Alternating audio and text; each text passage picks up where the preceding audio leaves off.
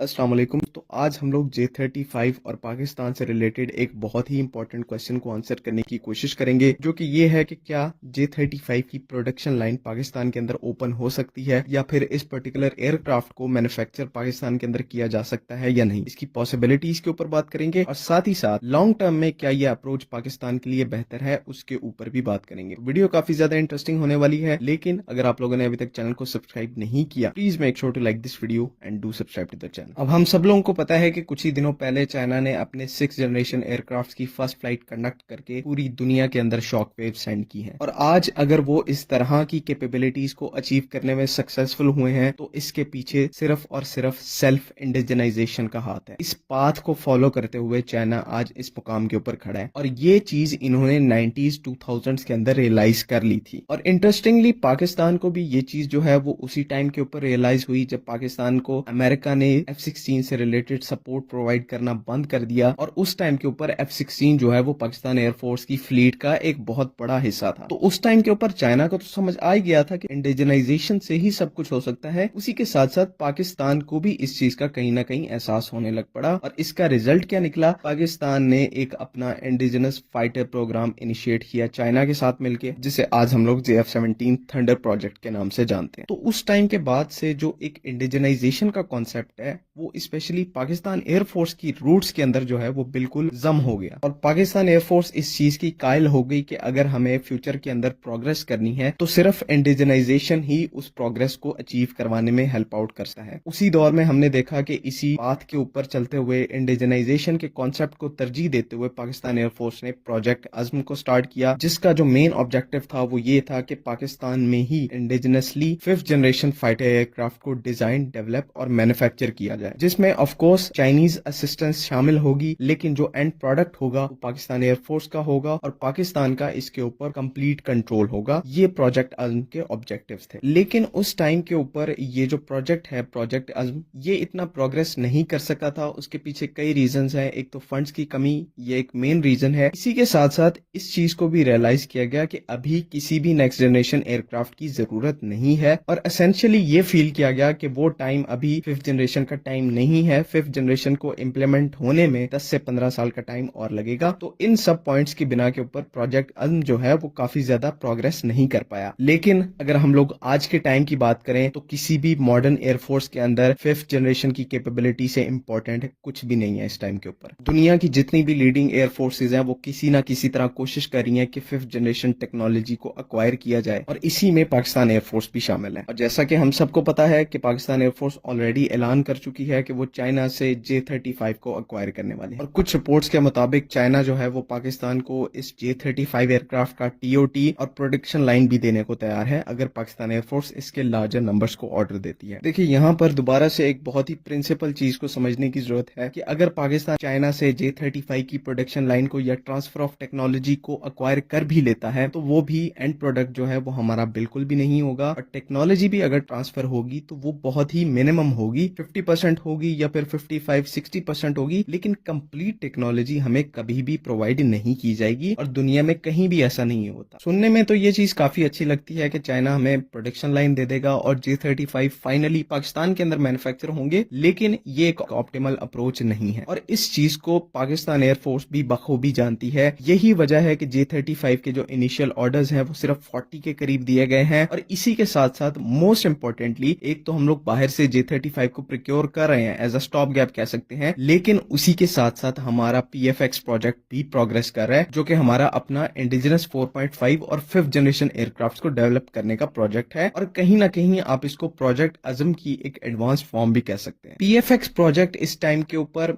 मेरे हिसाब से पाकिस्तान एयरफोर्स के लिए J-35 से भी ज्यादा इंपॉर्टेंट है, बिकॉज उस प्रोजेक्ट के अंदर ना सिर्फ हम लोग एक एयरक्राफ्ट को बाकायदा से डेवलप करेंगे, बल्कि उसके अंदर जितने भी सब सिस्टम्स हैं, एवियोनिक्स हैं, उनको भी पाकिस्तान एयरफोर्स इंडिजिनसली पाकिस्तान के अंदर डेवलप करेगी। चाहे वो रेडार हो, मिसाइल अप्रोच वार्निंग सिस्टम्स हो, प्रॉपर इलेक्ट्रॉनिक्स हो, सब इलेक्ट्रॉनिक्स हो, तमाम चीजों को पाकिस्तान के अंदर डेवलप किया जाएगा। मैक्सिमम इक्विपमेंट को और मैक्सिमम टेक्नोलॉजीज को पाकिस्तान के अंदर डेवलप किया जाएगा। और ये PFX प्रोजेक्ट का एक कोर ऑब्जेक्टिव है कि एक ऐसा एयरक्राफ्ट बनाया जाए जो कि मैक्सिमम इंडिजिनाइज्ड हो और पाकिस्तान का उसके ऊपर प्रॉपर कंट्रोल हो। इसी वजह से अगर चाइना J-35 की प्रोडक्शन लाइन को पाकिस्तान को ऑफर करता भी है तो भी पाकिस्तान एयरफोर्स इस अप्रोच के साथ कभी भी नहीं जाएगी, क्योंकि पाकिस्तान एयरफोर्स का गोल ही सेल्फ इंडिजिनाइजेशन है। रीजन के अंदर कैपेबिलिटी को मैच करने के लिए और अपने आप को एक डोमिनेंट पोजीशन के ऊपर रखने के लिए हम लोग J-35 बिल्कुल अक्वायर करें, लेकिन हमारी जो पूरी कंसंट्रेशन है वो अपने इंडिजिनस प्रोग्राम के ऊपर है, PFX प्रोग्राम के ऊपर है। आई होप कि चीजें आप लोगों को तमाम समझ में आ गई हैं। कोई भी कंफ्यूजन है तो काइंडली कमेंट्स में जरूर पूछें। बाकी अगली वीडियो तक के लिए अल्लाह हाफिज।